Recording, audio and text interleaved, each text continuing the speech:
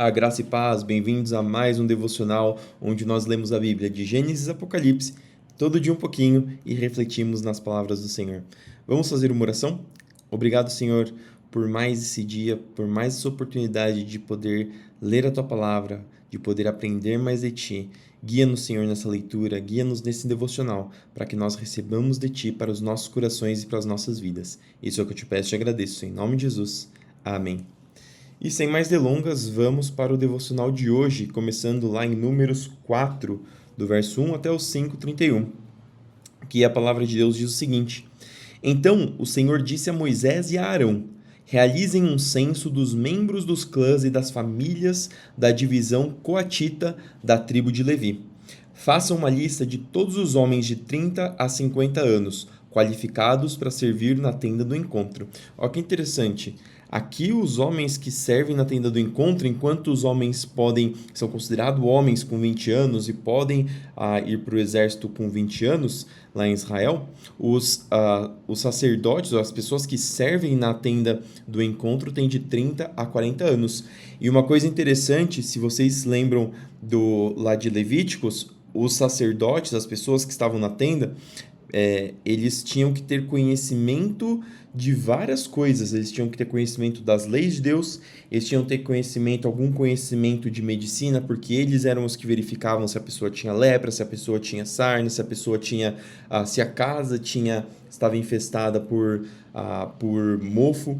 Então você vê que eram vários um conhecimento grande que a pessoa precisava ter para virar um sacerdote. Então eles tinham um treinamento aí para dos 30 até os 50 anos servirem na tenda do encontro. Verso 4.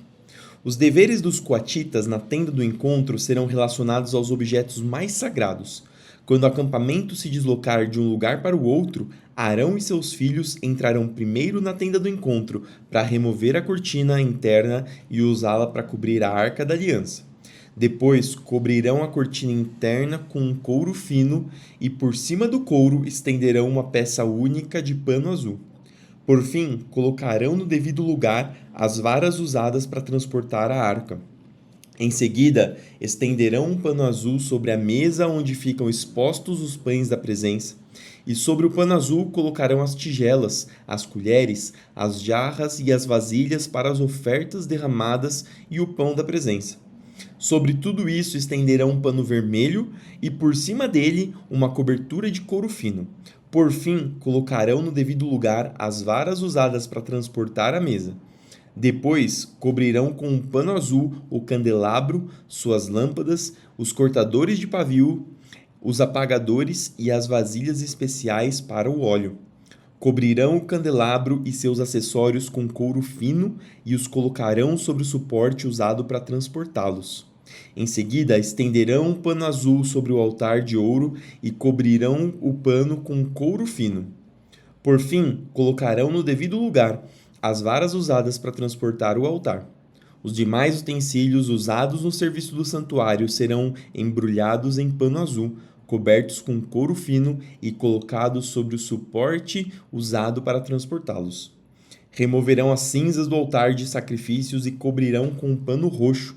Colocarão todos os utensílios do altar, os braseiros, os garfos para a carne, as pás, as bacias e todos os recipientes sobre o pano e o cobrirão com couro fino. Por fim, colocarão no devido lugar as varas usadas para transportar o altar.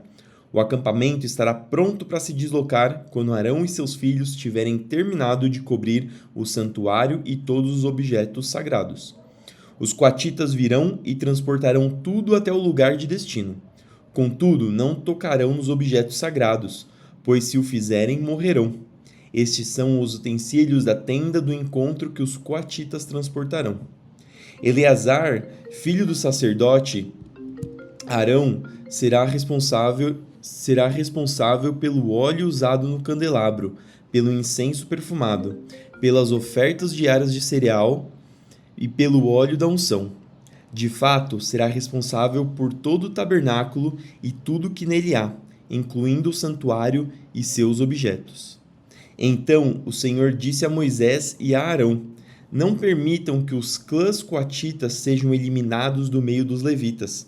para que eles vivam e não morram quando se aproximarem dos objetos mais sagrados. Vocês devem fazer o seguinte: Arão e seus filhos sempre entrarão com coatitas e dirão a cada um o que deve fazer ou carregar.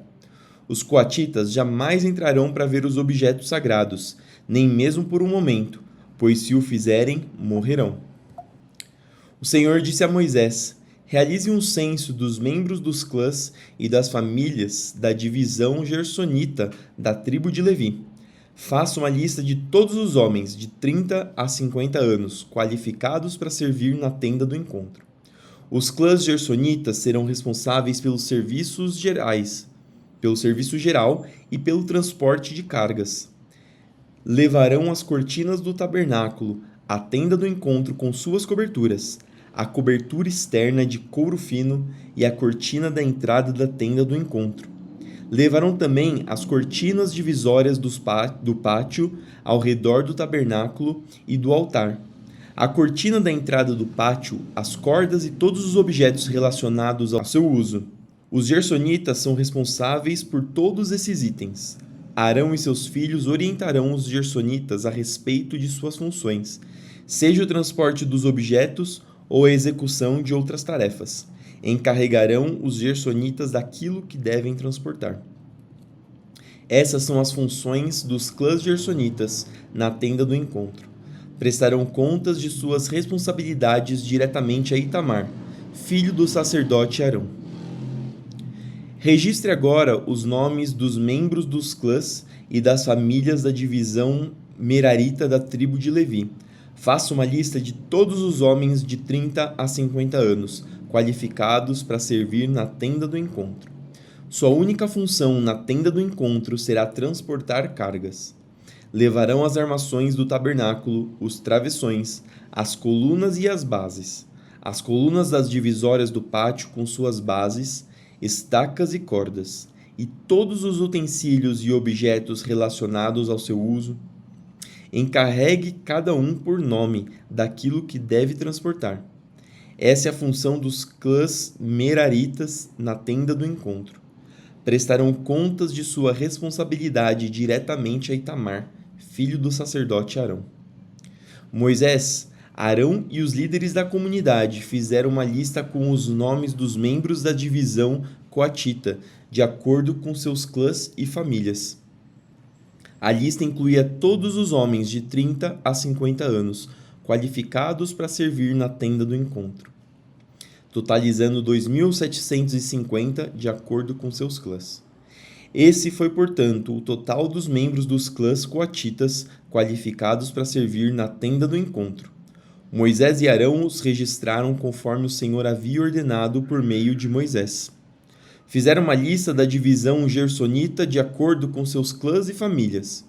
A lista incluía todos os homens de 30 a 50 anos qualificados para servir na tenda do encontro, totalizando 2.630, de acordo com seus clãs e famílias.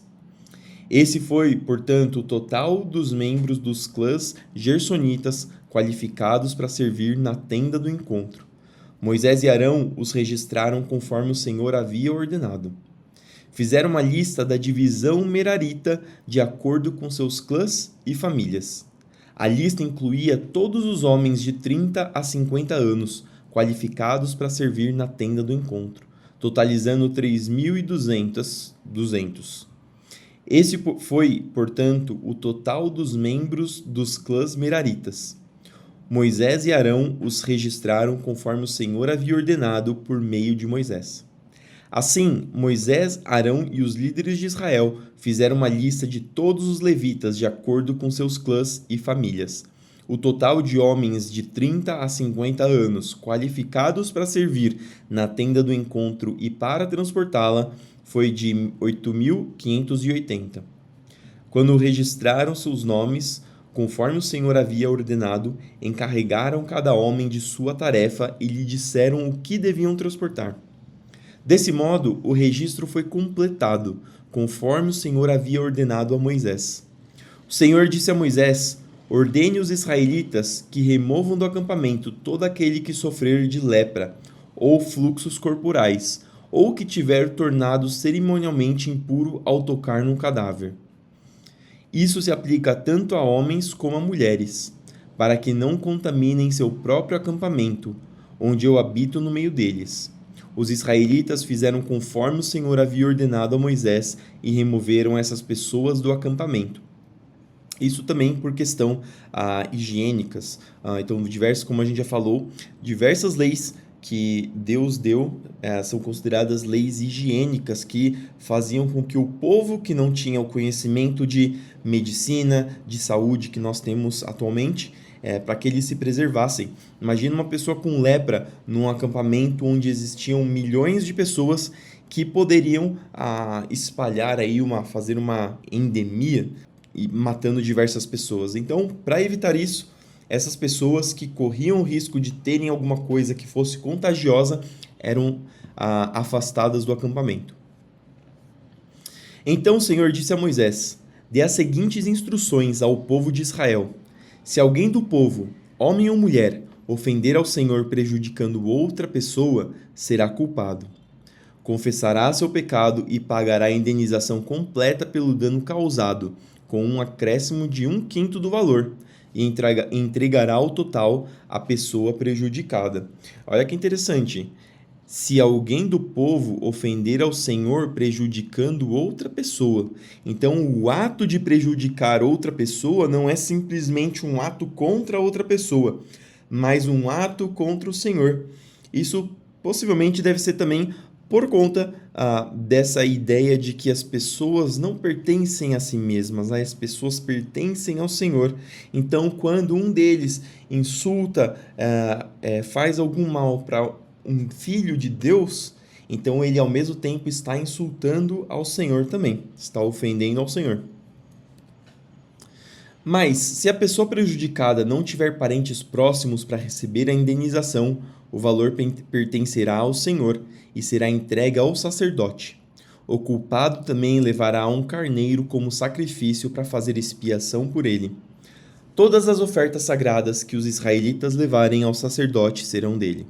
O sacerdote ficará com todas as dádivas sagradas que receber. O Senhor também disse a Moisés: dê as seguintes instruções ao povo de Israel. Se a esposa de alguém se desviar, for infiel ao marido e tiver relações sexuais com outro homem sem que o marido ou qualquer outra pessoa fique sabendo, ainda que não haja testemunhas e a esposa não tenha sido pega em flagrante, ela ficará contaminada. Se o marido tiver ciúmes, suspeitar da esposa e precisar saber se ela se contaminou ou não, levará a esposa ao sacerdote. Apresentará em favor dela uma oferta de 2 litros de farinha de cevada. Não a misturará com azeite nem incenso, pois é uma oferta pelo ciúme. Isso é, uma oferta de testemunho da suspeita, para provar se a mulher é culpada ou não. O sacerdote a apresentará para ser julgada diante do Senhor. Numa vasilha de barro colocará um pouco de água sagrada e a misturará com o pó do chão do tabernáculo. Uma vez que o sacerdote tiver apresentado a mulher diante do Senhor, soltará o cabelo dela e colocará em suas mãos a oferta pelo ciúme como testemunho da suspeita. O sacerdote se colocará diante dela, segurando a vasilha de água amarga que traz maldição sobre os culpados. Em seguida, o sacerdote fará a mulher jurar e lhe dirá: se nenhum outro homem teve relações sexuais com você, e se você não se desviou nem se contaminou enquanto estava debaixo da autoridade de seu marido, que você permaneça imune aos efeitos desta água amarga que traz a maldição. Mas se você se desviou, sendo infiel a seu marido, e contaminou a si mesma tendo relações sexuais com outro homem, neste momento o sacerdote fará a mulher jurar: que o povo saiba que a maldição do Senhor está sobre você quando ele a tornar estéril, fizer seu útero encolher e seu abdômen inchar. Que esta água que traz a maldição entre no seu corpo e faça seu abdômen inchar e seu útero encolher. E a mulher responderá: Amém, que assim seja. O sacerdote escreverá essas maldições num pedaço de couro, as raspará de modo que caiam na água amarga, e fará a mulher beber a água amarga que traz a maldição. Se a mulher for culpada, quando a água entrar em seu corpo, lhe causará amargo sofrimento. Em seguida, o sacerdote tirará a oferta pelo ciúme da mão da mulher e a moverá para o alto diante do Senhor. Depois levará a oferta até o altar, que tomará um punhado da farinha como oferta simbólica, queimando-a no altar, e exigirá que a mulher beba água. Se a mulher tiver se contaminado sendo infiel a seu marido, a água que traz maldição lhe causará amargo sofrimento. Seu abdômen inchará e seu útero encolherá, e ela se tornará maldição entre seu povo. Mas se ela não tiver se contaminado e estiver pura, não sofrerá castigo e poderá ter filhos. Essa é a lei ritual para lidar com a suspeita do marido.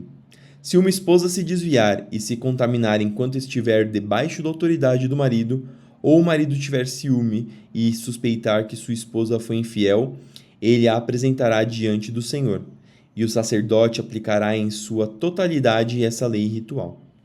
O marido será isento de toda a culpa neste caso, mas a esposa será punida por seu pecado. Marcos 12, do 18 ao 37. Depois vieram a Jesus alguns saduceus, líderes religiosos que afirmam não haver ressurreição dos mortos, e perguntaram: Mestre, Moisés nos deu uma lei segundo a qual, se um homem morrer sem deixar filhos, o irmão dele deve se casar com a viúva e ter um filho que dará continuidade ao nome do irmão. Numa família havia 7 irmãos. O mais velho se casou e morreu sem deixar filhos. O segundo irmão se casou com a viúva, mas também morreu sem deixar filhos. Então o terceiro irmão se casou com ela. O mesmo aconteceu até o 7º irmão, e nenhum deixou filhos. Por fim, a mulher também morreu. Então era um costume judaico de que se a mulher era casada e o marido dela morresse, o irmão do irmão deveria tomar essa mulher como esposa, para que as mulheres não ficassem desprovidas de cuidado. Lembrando que na sociedade, naquele tempo, as mulheres que eram viúvas, elas se tornavam pessoas que não tinham muitas chances de obter o sustento.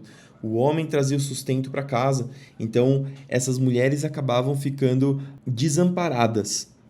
Então, para evitar que isso acontecesse, o irmão do homem que faleceu deveria tomar essa mulher como esposa. E a dúvida toda dos saduceus é que quem deveria tomar essa mulher como sua esposa quando todos tivessem morrido.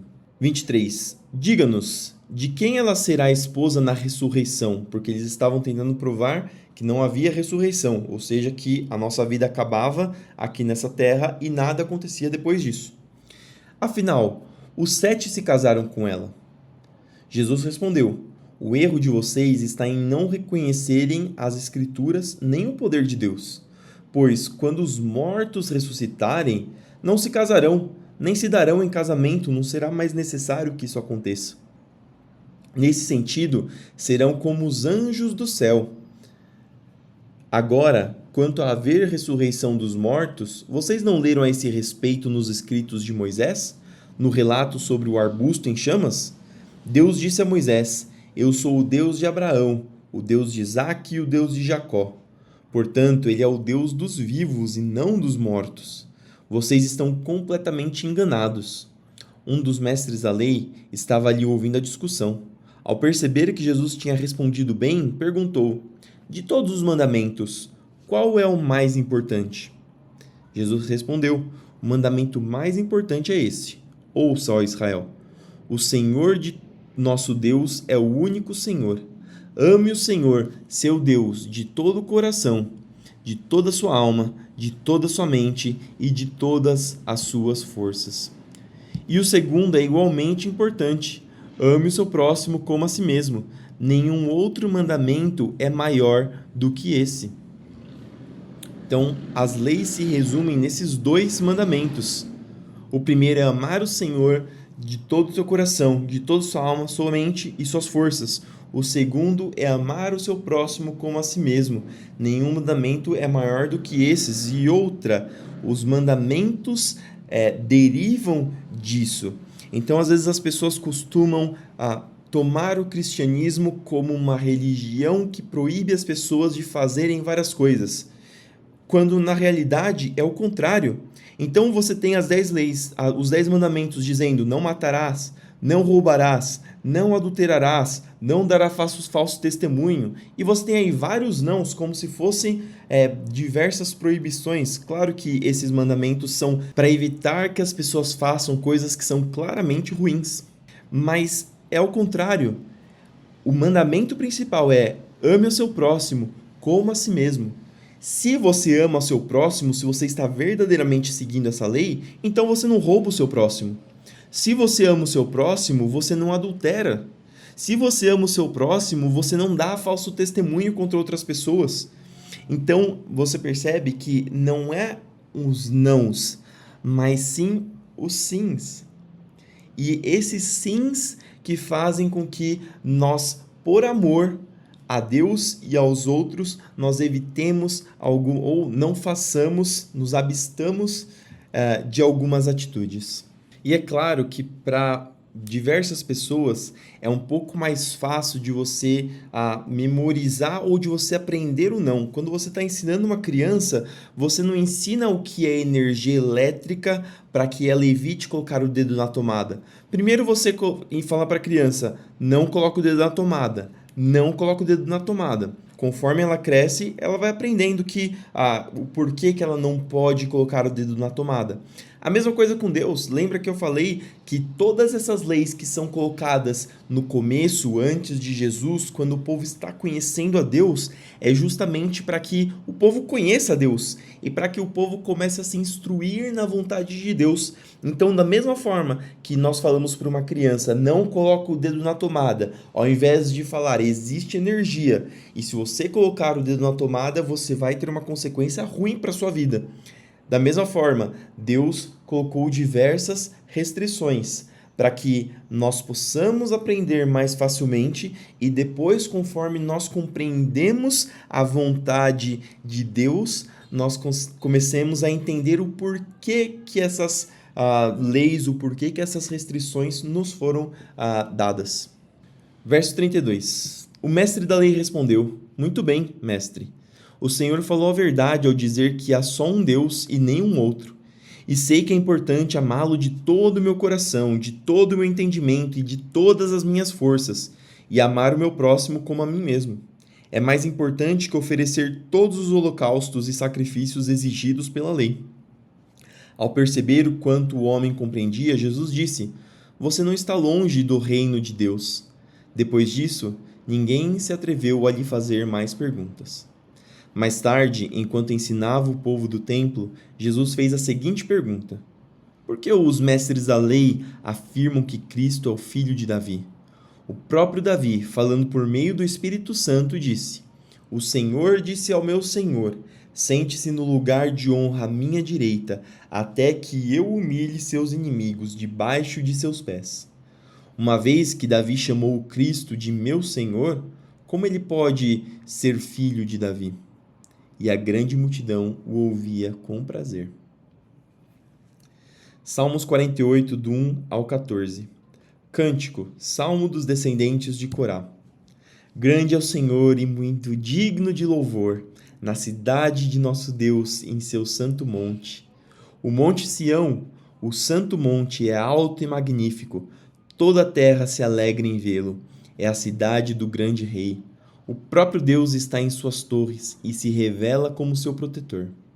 Os reis da terra uniram forças e avançaram contra a cidade, mas, quando a viram, ficaram espantados e fugiram aterrorizados. Foram tomados de medo e se contorceram de dores como a mulher no parto.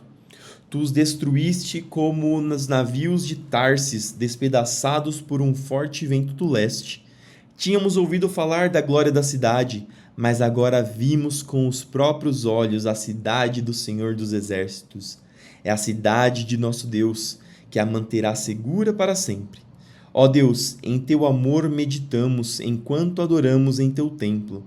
Como teu nome merece, ó Deus, será louvado até os confins da terra. Tua forte mão direita está cheia de vitória. Alegre-se o povo no monte Sião. Todas as cidades de Judá exultem por causa de teus decretos. Percorram a cidade de Sião, vão e contem suas muitas torres. Observem os muros fortificados e caminhem por todas as cidadelas, para que possam descrevê-las às gerações futuras. Pois assim é o nosso Deus. Ele é nosso Deus para todo sempre e nos guiará até o dia de nossa morte. Que a gente possa ter esse mesmo desejo no coração de dizer que assim é nosso Deus, que Ele vai ser o nosso Deus para todo sempre e Ele nos guiará até o dia da nossa morte. E por fim, Provérbios 10, 26. Como vinagre nos dentes ou fumaça nos olhos, assim o preguiçoso irrita seus chefes. Você está sendo preguiçoso no seu trabalho? Está sendo preguiçoso nos seus afazeres? Saiba que isso é como vinagre nos dentes ou fumaça nos olhos do seu chefe. Isso pode acabar ruim. E essas foram as palavras que nós tínhamos para hoje. Espero que tenham edificado aí a sua vida, que tenham trazido informações para você. Vamos fazer uma oração para terminar esse período. Senhor, obrigado por mais essa oportunidade de ler e estudar a Tua Palavra.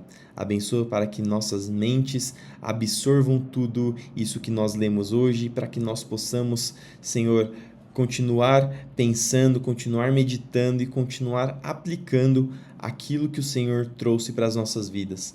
Senhor, continua abençoando o nosso dia, abençoa para que aqueles que forem trabalhar, aqueles que forem estudar, aqueles que voltaram do trabalho ou aqueles que estão fazendo seus lares, fazendo seus afazeres, para que tudo que fizermos seja guiado, protegido e abençoado pelas Tuas mãos, para que tudo que fizermos prospere e para que tudo que fizermos seja para a Tua glória. Senhor, abençoa os doentes, os enfermos, para que o Senhor traga cura, para que o Senhor traga libertação, para que o Senhor levante o aflito, Senhor. Senhor, abençoa aquele que está precisando de uma porta de emprego, abençoa para que o Senhor esteja com ele, trazendo sustento e abençoando a cada passo que ele der em direção à Tua vontade, Senhor. Continua conosco hoje e sempre, nos protegendo, nos guardando e abençoando. É isso que eu te peço e agradeço. Em nome de Jesus. Amém. Amém. Que você tenha um dia incrível, fantástico e abençoado, que tudo que você toque prospere e que Deus esteja sempre com você, te abençoando, e para que as suas ações sejam para glorificar o nome do nosso Deus, para que a gente não envergonhe Ele com nossas ações, mas pelo contrário, para que as pessoas vejam a glória de Deus através das nossas vidas. Fique com Deus e até amanhã para mais um devocional.